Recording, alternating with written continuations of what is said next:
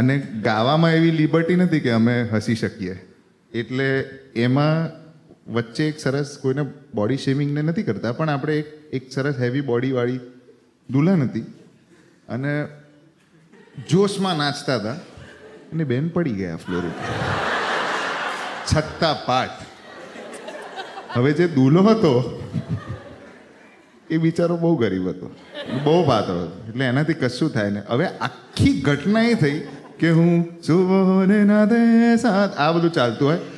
હવે અમને ઊભા કોણ કરે?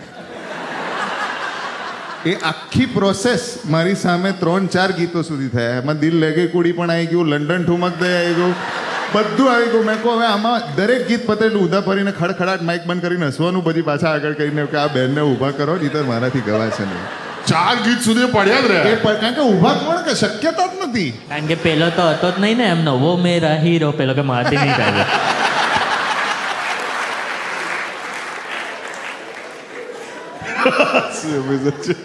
સંજય સર, પાર્થભાઈ, જતા જતા હજુ એક નજરાણું, એક સરસ મજાનું કોઈ ગીત તમારું મનગમતું, કોઈક આપણા આજના સાઉથ બોમ્બે અને આપણા એનસીપી ના ઓડિયન્સ માટે. Yes, absolute. એક 2 ઝલક ક્વિકલી આપી દઈએ. એક છે આ જોગણી જોગમાયા, જે દાખલાનું એક ફોર્મ છે ઓફકોર્સ. હે હે ખમ્મા તને માં જોગણી, હે જ ખમ્મા તને મહામાયા, હે